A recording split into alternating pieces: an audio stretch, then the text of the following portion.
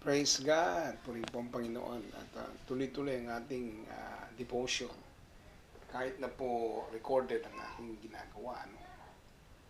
Kasi kailangan nating laging merong salita din ng Diyos. Maliban sa inyong mga personal devotion, of course, I'd like to share yung aking natatanggap din sa Panginoon para lahat po tayo mapagpala.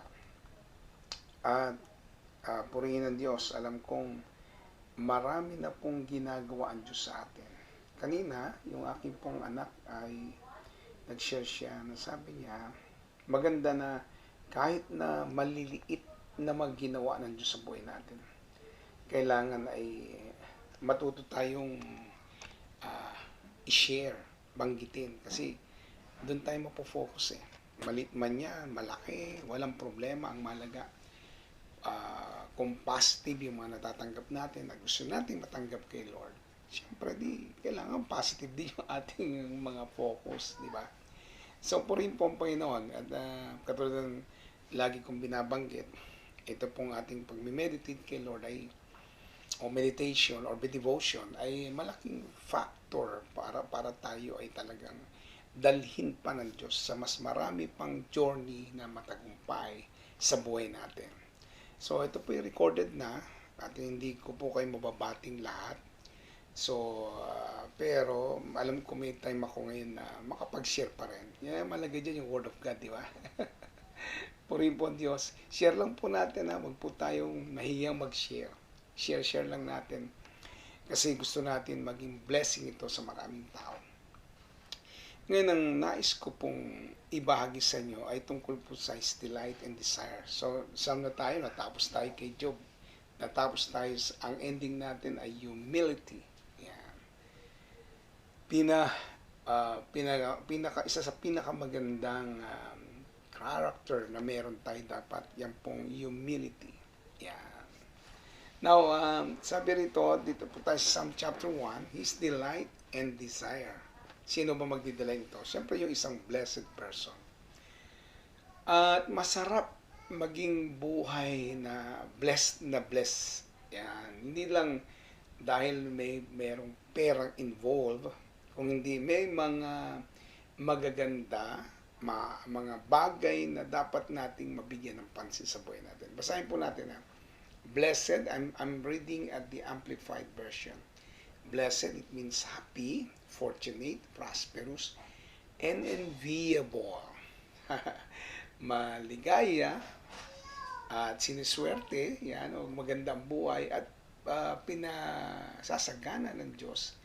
At yung buhay niya talaga ay talagang wow. Pag tinitignan ng iba, wow, ibang klase ang buhay niya. No? Is the man who walks and lives not in the counsel of the ungodly, following their advice, their plans, purposes, nor stands submissive and inactive in the path where sinners walk, nor sits down to relax and rest, where the scornful and mockers gather. Verse 2, but his delight is in the law, or his delight and desire are in the law of the Lord, and on his law the percepts the instructions, the teachings of God. He habitually meditates, ponder, and studies by day and night. Tayo po mag-pray.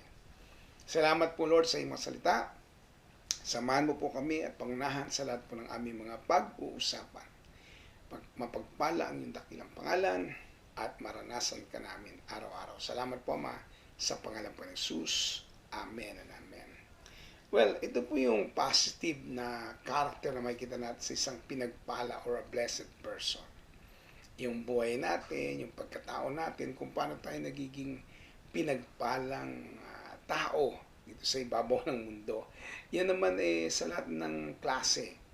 Kaya leader ka, pastor ka, uma-attend sa church, naglilingkod ka sa church, anumang kalagayan meron ka sa church. Malaga na magkaroon ka ng positive character as a blessed person. Ngayon, ang tanong, ano nga ba yung blessed person na yan? Yung pagiging blessed, ano nga ba yan? So, kanina, ang gagawin na lang natin, isa-isay na lang po natin yung nabasa natin. Yung meaning ng blessed is happy. Yan, masaya. Enthusiastic person. Uh, Fortunate. Ayan, natin fortunate, talagang blessings flow like a river. Prosperous, pinapasagana, o kaya lahat ng ginagawa niya nagiging matagumpay. And enviable. Yan, kitang-kita ng iba na napupuri ka dahil ikaw ay nakakatuwa. Nakakatuwa siya, blessed na blessed ang buhay niya. So, ang buhay po ng isang blessed na tao, yung meaning nito sa buhay niya, ay nakakaranas siya ng above being a personal person, or being a natural person. Above natural ka. Yan. Ayoko sa bagitin yung salitang normal eh. Baka maging abnormal. Okay lang maging abnormal para kay Lord. Ibig sabihin yung blessing, ano, kakaiba. Hindi ito yung tipong dahil may tinrabaho kang sobrang tindi. At the end of the day, wow. Dapat lamang makita natin ang sarili natin na blessed na blessed. Lahat po tayo. Lahat po tayo. Now, isa-isayin natin yung hindi niya dapat magawa sa buhay niya. Meron yan eh. Bago binanggit yung talagang pinagpalang tao, may mga binanggit dito. Una sinabi, mapalad ang isang tao is the man who walks and lives not in the counsel of the ungodly. Ibig sabihin, yung hindi siya sumusunod sa advice ng mundo, yung plano niya at purpose niya. Talagang ang plano mo ay hindi katulad ng mundo. Alam niyo, yung mundo, lagi riyan meron yung plan A, plan B, plan C, kasi wala siyang kasiguraduhan. Pero ikaw, bilang naglilingkod, naniniwala sa Diyos, sigurado ka sa plano ng Panginoon. Yan, alam mo yung purpose of life mo. Kaya hindi mo kailangan yung talagang advice ng mundo. Ang mundo, laging, ano yan eh, yung paano ka sisikat, paano ka magiging maano sa ibang tao. Yan, ganyan ang mundo yan. Sabi, nor stands submissive and inactive yan, in the path where sinners walk. Yung tinatayuan mo, hindi yung tinatayuan talaga ng mga makasalanan. Sabihin na yan, mahirap pangit kasi pakinggan yung makasalanan. Yung mga taong hindi talagang walang Kristo sa puso nila. Yung mga taong ang buhay nila ay hindi nakasentro sa Panginoon. Hindi sila doon nakatayo. No? Hindi yun tinatayo na, hindi yun yung tutunguhin nila. No? Hindi. At yung huli ay nor sits down yung to relax and rest. Hindi sila yung nagre-relax lang, nagre-rest. Where they scornful and the mockers gather. Ayan. Ang mundo ay lagi na lang sinasabi na ito yung madalas natin marinig sa mundo ngayon. No? Yung political error, kinukorek lang daw nila. Wow. Ay, pag tinignan mo ay yung political error na yan yung ginagamit ngayon ng kaaway eh. Kasi ang nangyayari, para yung Biblia, pinasusunod nila kung anong meron ang mundo. Huwag ganon. Huwag mong upuan yun. Huwag ka dun tumingin. Ano? Na isang gabi, ang dami yung pinag-usapan about having yung nagagawa ng mga tao. Ang tawag ng Bible, adultery, fornication. Ang tawag ng mundo naman ay iba-iba para lamang magawa.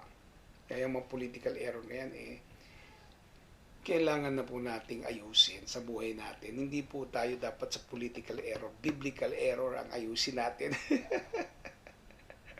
Yung non-biblical and unbiblical na yan. Sa totoo lang ay mahalaga para sa atin kung saan talaga tayo tumatayo, ano nilalakaran natin, ano yung ating inuupuan, yung pinanindigan, lahat yan eh. Dapat mapansin natin na merong mga bagay na dapat tayong mabigyan ng pansin sa buhay Kristiyano natin. And another thing, ito po yung delight and desire na meron ka dapat bilang anak ng Diyos. His delight and desire on His law. Kaya tayo merong devotion. Personal at saka yung aking ginagawa para sa inyo, itong aking mga natanggap din na devotion ko, sinishare ko sa inyo. Kasi yung instructions and precepts narito eh. He habitually meditates, ponders. Yung word na ponders, narinig na natin yan, di ba? Sa buhay ni Mary. Sabi lang, pag namin nakikita siyang ginagawa ang Panginoong Jesus at natutuwa siya, nakikita niyang tama at maayos at talagang godly yung gawa niya Panginoong Jesus. Laging binabanggit salita, and Mary ponders it in her heart. Di ba? Kaya yung pag sinabi natin ponders, yun yung itinatanim mo sa puso mo. Yung sowing, yung meditating, yung devotion, tinataniman mo ang puso mo eh. Kaya, hindi talaga maganda na kung ano-ano mga tinatanim mo dyan. Yung bang umagang-umaga, kung ano na gusto mong panoorin, kasi gusto mo matawa ka, matuwa ka. Gusto mo kasi na may pinapanood kang paborito mo, ayan, mga telenovela. Okay naman na magkaroon ka ng konting time doon. Konti lang kung gusto mo eh. Pero mas marami dapat yung devotion mo kay Lord. Kasi nagtatanim ka sa puso mo. Isang araw, aanihin mo yan. Maraming Kristiyano, ganyan. Konti lang ang kanilang devotion. Konti lang ang kanilang pag-aaral ng salita ng Diyos. Kaya pag-aani sila ko, konti din, siyempre, di ba? Ang banggit dito, day and by night. By day and by night. Kung maaari, talagang ang iyong devotion, hindi lamang sa araw, pati sa gabi, bago ka matulog, no? Hindi masamang magbasa rin ng mga libro patungkol sa paglago sa Panginoon. Ayan. So maliwanag lang na dito, ang kanyang kinagigiliwan at ang kanyang gusto ay ang mga salita ng Diyos, mga instruction niya, at ang kanyang meditation, ayan, or habitually meditates, ito po yung devotion niya. Pinaponders niya ito sa puso niya, pinag-aaralan niya kasi doon siya nagtatanim. Kung tayo nagtatanim financially sa ibang tao, ikaw naman spiritually, taniman mo ang puso mo ng mga salita ng Diyos, araw at gabi. Now, gusto ko pong iwanan ito, no? Itong mga bago po ako mag-declare sa inyo, itong salitang ito. Ang sabi po dito sa aking salita na nilagay, the Book of Psalm has many messages that we can get. Ang dami mensahe po ng Book of Psalm. Kaya yung chapter 1 pa lang, ay inintroduce na ng Lord kung ano yung dapat mong lakaran, puntahan, samahan. Inintroduce na niya. Now, chapter 1 became the starting point. Ito po yung starting point eh. Kaya ang dami natin ngayon i-devotion sa chapter ng Psalm, marami yan. Naku, ang sarap niyan. Kung yung kay Job, ginanaan tayo, pati yung Book of Psalm, lalo pa yung Book of Proverbs, no? Pumupunta na tayo sa gitna, malapit na tayo sa gitna ng Biblia. Marami rin. Although hindi ko chapter by chapter, at least yung mga malaga lang na nakikita ko doon sa Bible na akin pong naging devotion. If you understand chapter 1, tandaan mo ito. Kung pag naintindihan mo yung chapter 1 ng Book of Psalm, then it will be easy for you to experience more from God. Sabi ng King James Version, but His delight is in the law of the Lord. His delight, kinagigiliwan mo yan. At kapag ikay nagigiliw dyan, natutuwa ka dyan, mas marami kang mararanasan para kay Lord. Ang taong natutuwa sa salita ng Diyos, mas maraming magagandang karanasan ang kanyang nararanasan. Hallelujah! Pagpalain po tayo natin, Panginoon. At sa oras ito, ayan niyo po ako'y mag-declare. Lord, I declare your power, your presence, your love, your move upon the people, Lord, na makakapanood nito, Panginoon. Ang dalangin ko, magkaroon ng bukas na langit at favor ng Diyos. Iniling ko rin buksan mo ang aming sarap at gana na mag-devotion, magbasa ng Bible at manalangin at kausapin ka, Panginoon. Release your love, release your power, release your presence upon each one of us. I declare, Lord, this day, victorious day. Thank you, Father God. I give you praise, honor, and glory in Jesus' name. Amen. Maraming salamat po sa inyong lahat. Hallelujah. Glory to God.